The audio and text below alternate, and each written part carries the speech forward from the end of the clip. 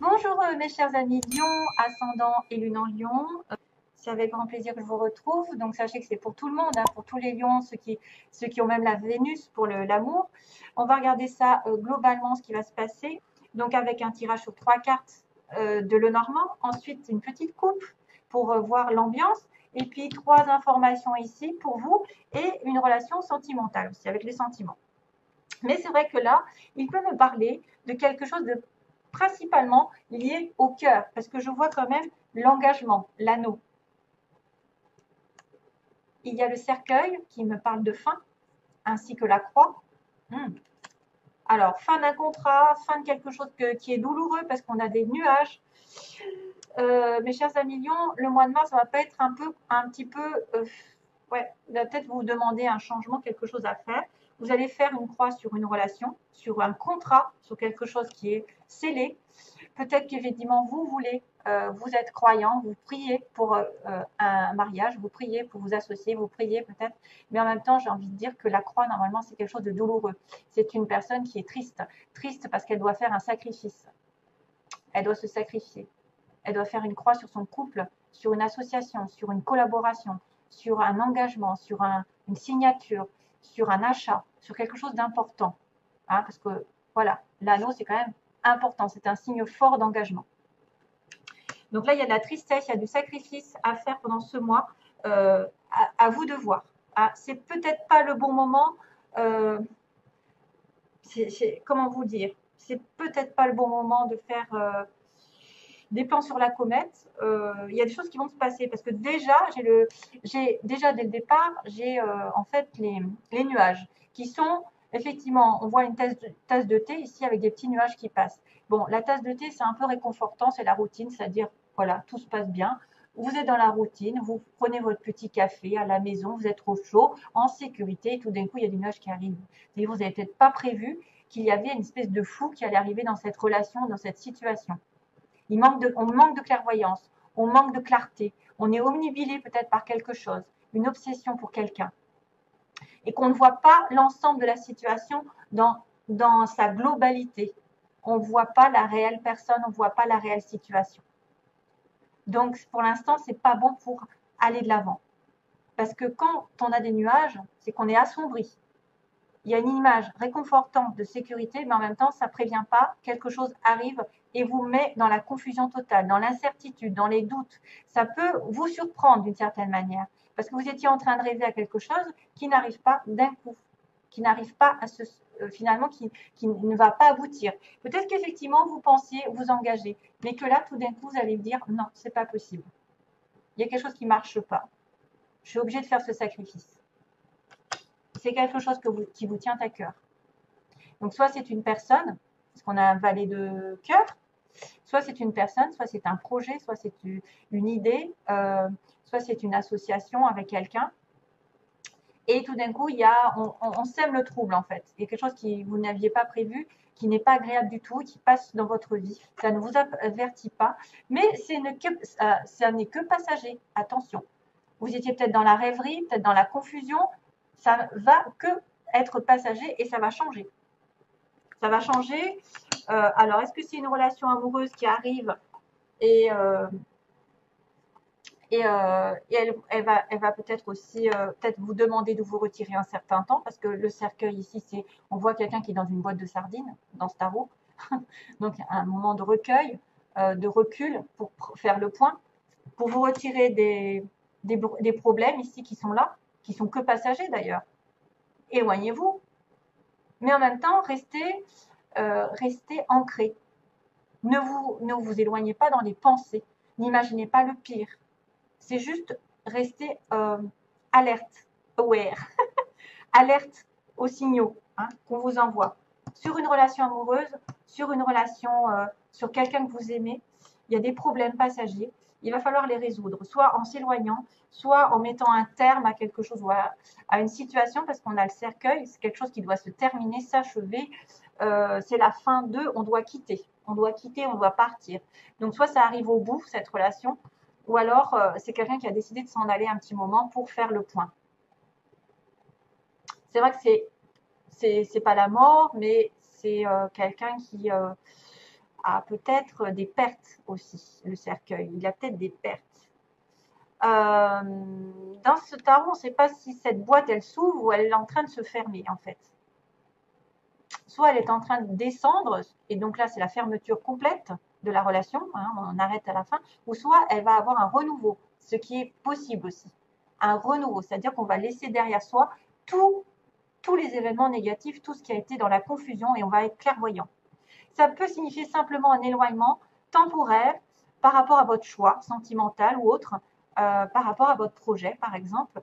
Et peut-être que vous êtes effrayé, vous êtes anxieux, et que finalement, ben, c'est pas si mal que ça, parce que ça va être la fin des circonstances difficiles dans votre relation, dans votre situation qui vous est propre. Mais c'est vrai qu'avec la croix, on pourrait penser à une fin claire et nette. Alors, chaud. C'est chaud. Alors ensuite, pour mes lions, on a le petit message 24. Tout en sachant sauvegarder mes propres limites, je suis en relation avec tout. Fixer des limites. Wow, fixer des limites. Ça, c'est pas mal. Ça me fait penser au cancer, d'ailleurs. Se fixer des limites. Ne pas se faire bouffer. Tout en sachant sauvegarder mes propres limites, je suis en relation avec tout. Oui, il faut avoir des limites dans tout ce que vous faites, mais en même temps, garder le contact avec les autres et avec les relations avec les autres. Mais sachez quand même déterminer vos priorités aussi. Fixez des limites dans votre relation ou dans votre vie en globalité. Sachez fixer des limites. Alors, deuxième conseil, on a dit Dieu est votre source. Dieu est toujours là. Alors, tout ce dont vous avez besoin est fourni par la source infinie de Dieu et votre foi ouvre la porte qui vous permet de recevoir. Donc, c'est vrai qu'il y a une notion de croyance ici, de foi avec la carte de la croix. En Dieu, il n'existe aucun manque ni limitation. Il existe une abondance qui peut être partagée par tous. Donc, si vous manquez de quelque chose, priez, il vous entendra. Et bien sûr, ne demandez pas de gagner au loto. Hein. Fixez-vous des limites dans vos désirs.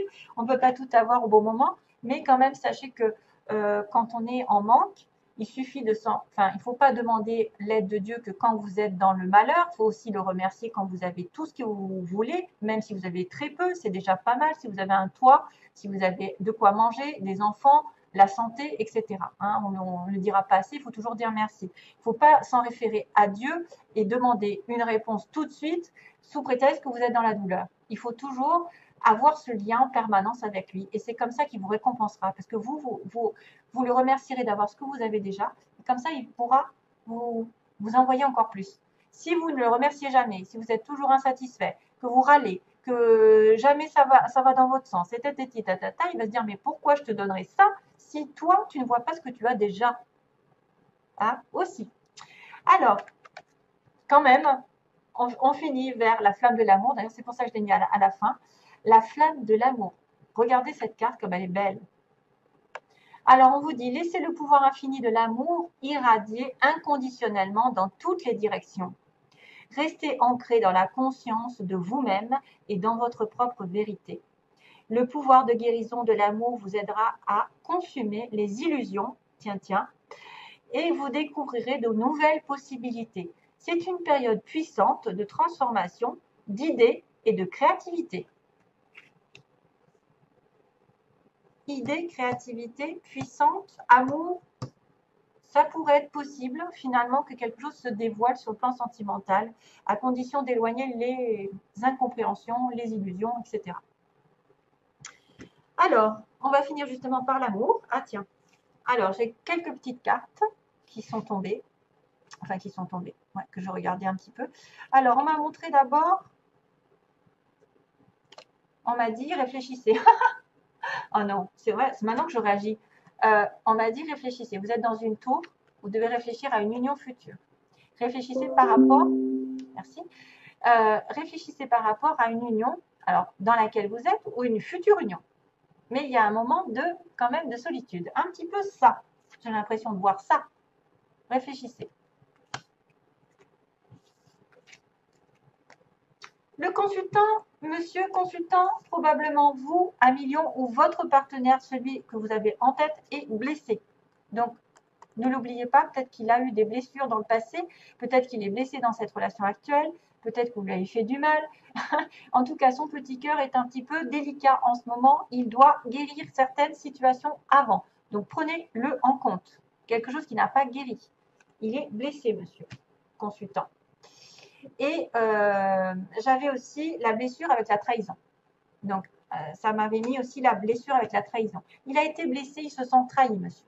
Il se sent trahi. Peut-être que c'est lui, peut-être que c'est vous, mais en tout cas, il y a une trahison et une blessure qui apparaît dans cette relation.